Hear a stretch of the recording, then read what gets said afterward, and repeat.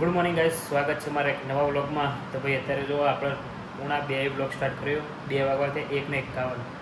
તો ભાઈ આટલો મોડા જ બપોરે વ્લોગ સ્ટાર્ટ કર્યો. અને તારે ભાઈ દાદીને જવું છે મંદિરમાં બેહવા. અત્યારે 7મું નોરતું ને 6ઠું ભાઈ, અત્યારે આજ 6ઠું નોરતું હોય. અને ભાઈ દાદીને જવું છે મંદિરમાં બેહવા. તો 2 વાગે જવું ને તો હાલ તો 1:51 થઈ ગયા. હમણાં 2 વાગે જો 9 મિનિટ વાર ભાઈ જઈએ, બરોબર? 2 વાગે મૂકવા આવતો તો ભાઈ એક્ટિવા લઈને ભાઈ દાદીને મૂકી આવીએ મંદિરમાં. તો એટલે બેઠા બેઠા ભજન આપણું. પછી હમણાં 2:30 વાગે આરતી થશે. 2:30 વાગે આરતી થાય મંદિરમાં. 2 વાગે જ કરશે આજ તો. 2 વાગે કરી દે. કાલ તો નહોતો પેલા એ અપ્પા સુરવાના હતા એટલે 2:30 વાગે કરી હતી. આજ તો 2 વાગે કરશે. બરાબર. તો ભાઈ આજ 2 વાગે આરતી થયો. જવું છે દાદી મંદિરમાં. તો કાલ તો આઠમ. પમદાર આઠમ તો પમદાર આઠમ. કાલનું દારૂ ભાષણ કરશે.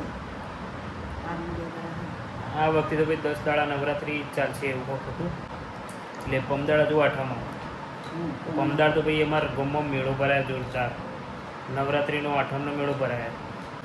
તો ભાઈ હું મેળાનો બ્લોગ જોરદાર બનાવી, તમે જોજો. અને ચેનલને સબસ્ક્રાઈબ ના કરો તો કરી દેજો. હું મેળો આખો તમને બતાવી, મારા ગામનો નવરાત્રિનો મેળો જોરદાર થાય. ભાઈ તમને જોઈને મજા આવી જશે, એવો જોરદાર ભરાય. તો ભાઈ જેના મેળામાં આવો હોય ને આઠમના દાડા, તો દેણપ ગામ છે, આવી જજો. દેણપ ગામમાં આઠમના દાડે મજા આવશે. શું કહેવું? લેડો 2 વાગી જાય.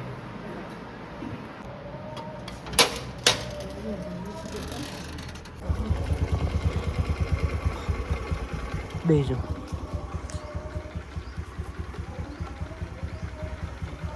બેઠો કમ્પ્લીટ? ઓકે, ચલો ગાઈઝ જઈએ ત્યાં મંદિરે. તો ગાઈઝ મંદિર પહોંચી જઈએ. જો દાદીને ઉતારી દીધો. માં ચાણા લેવા આવું હોય તમારે? 5 વાગે લેવા આવું? 5 વાગે? કાલે આવ્યો તો એટલા ટાઈમ. હા રેડો, 5 વાગે આવું. તો ગાઈઝ હવે આરતી થયો. જો આરતીનો ટાઈમ થઈ ગયો. જો તણ તો ઉપર જાઓ, અંદર આવું મૂકવા. આપણે તો કાંઈ ઘેર આવતા રહીએ દાદીને મૂકીને. કેમ કે મારા ઘેર કોમ છે એટલે તો બેવાનો ટાઈમ નહીં, એટલે ફટાફટ મૂકીને ઘેર આવતા રહે આપણે. તો દાદી તો જો મંદિરની અંદર છે, આરતી થાય ને તો અંદર. તો આરતીમાં બેસી દર્શન કરશી, પછી લેવા જવાનું આપણે 5 વાગે. તો અત્યારે 2 વાગે 3 કલાક બેસી આરતી. પછી એ બધું ચાલતું હોય, પ્રોગ્રામ કથા બથા એવું બધું ચાલતું હોય મંદિર. તો બેસી મંદિરમાં. કોનો કાંઈ ખાવાનો ટાઈમ જુઓ તમે, ટાઈમ બતાવો તમે કેટલો થયો. જુઓ જુઓ કેટલા વાગે.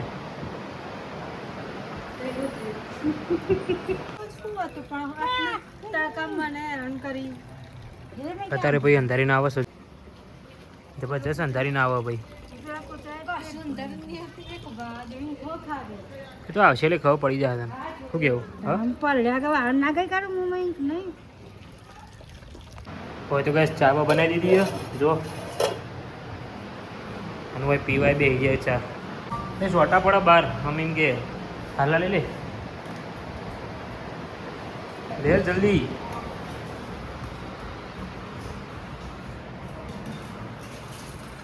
બહાર તો કઈ સોટા ચાલુ થઈ ગયા. છત્રી લાવ રે. છત્રી ભાઈ ચો નીચે પડી ગયું. મમ્મી તો છત્રી આલી દીધી વાણકા છે. વરસાદે ચાલુ થઈ ગયો.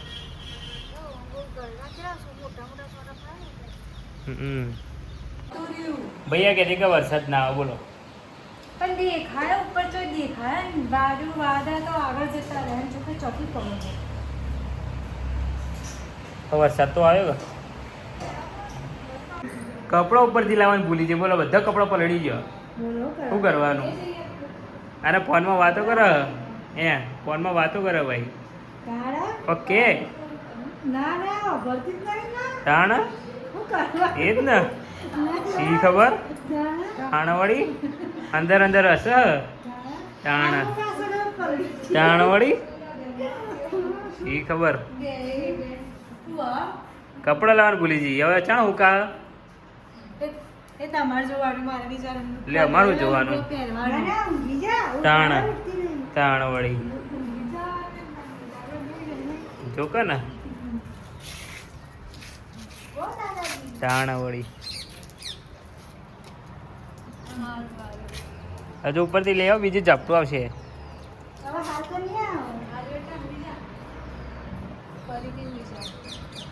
गैस फिर से बारिश शुरू हो गई है और आखिरकार मुझे ही जाना पड़ रहा है भाई कपड़े लेने के लिए ऊपर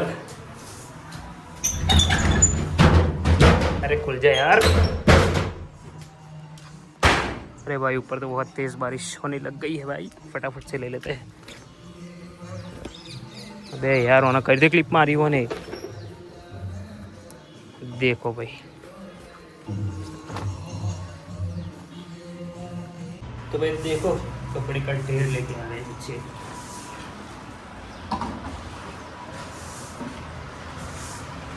लो कपड़ो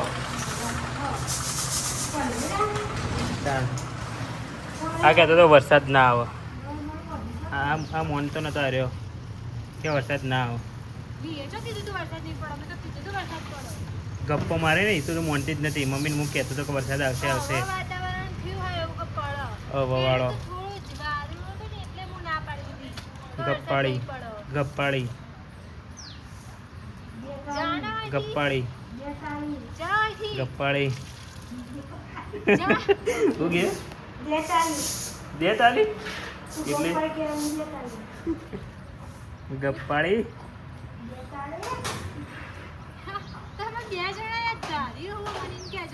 એ ઉધારી હોય એ ઉધારી હોય એ ઉધારી હોય એ ઉધારી હા રે ગપ્પાળી એક નંબરની ગપ્પાળી યાર એ તો પેલા કે વરસાદ ના આવે અને હવે મન તો નહીં જો કે ને ગપ્પાળી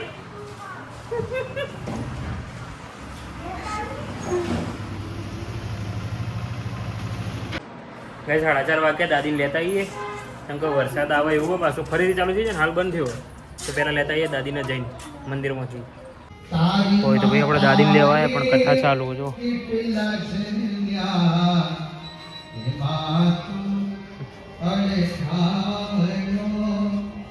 પછી તો ભાઈ કથા ચાલુ આપણે તો જઈએ ઘેર દાદી તો બેઠવા અંદર કથામાં હમણાં આવીએ પછી લેવા હેડો કથા ચાલુ હોવો જ તો ચાલુ તો હોત નથી કે ના હું તો અંદર જોયું જ નહીં બોલાવા હું તો બાજુ પાછો આવ્યો પણ હેપીનો ફોન આવ્યો તો કે તો વરસાદ આવવાનો હમણાં ફૂલ ચાલુ થઈ ગયો તો આ ગમે ત્યારે આવી શકો એવું છે તો ભાઈ આવશે ગાઈસ બહાર તો બરાબરનો વરસાદ પડ્યો અને અત્યારે મસ્ત પવન ચાલે ઠંડી ઠંડી હવા આવે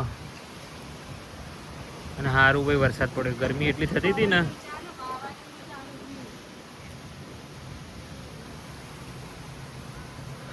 સોટા તો પડવા જોઈએ જો ગાઈસ અહીંયા બને છે જમવાનું આજે શું બને છે ખીચડી અને બીજું શું છે ફુલાવરનો બટાકા ફુલાવર બટાકાનું શાક ફુલાવરના બટાકા જ શામ એટલું જ મસ્ત બને ટમેટું નાખવાનું અંદર ફુલાવર બટાકાનું શાક અને ખીચડી સરસ લાગે ગાઈસ દાદી આવી જશે મંદિરેથી એ વરસાદ ચાલુ થયો પાછો આવી જાઓ ફટાફટ ઘરમાં આવી જાઓ ચલો ચલો પલળી જો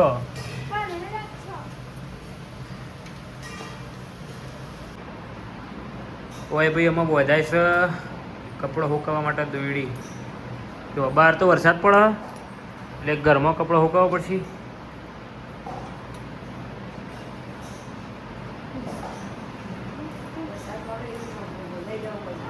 રહેતું નહીં ઉપરથી ભરે કે ઉપરથી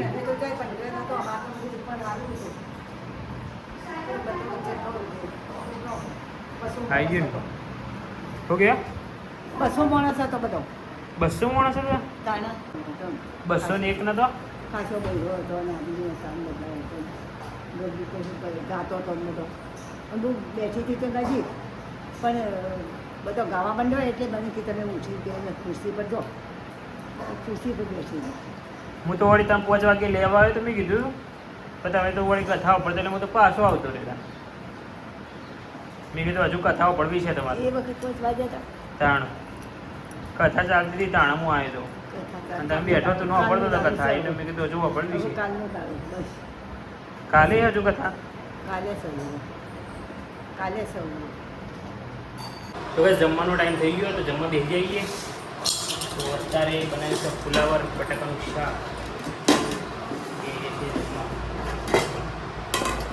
અત્યારે ભાઈ બનાવે છે ફુલાવર બટેકા. ફુલાવર તો ગાઈસ ખાઈ પીને પાલી જઈએ ને ખાટા બટા વિશે દીધા. તો અત્યારે તો આપણે લોકો કરી એન્ડ. ગમે તો લાઈક કરજો, શેર કરજો, ચેનલને સબસ્ક્રાઈબ કરી દેજો. ન મળીએ નવા વ્લોગમાં. Thank you so much for watching guys. આવજો, tata, bye, see you. Okay.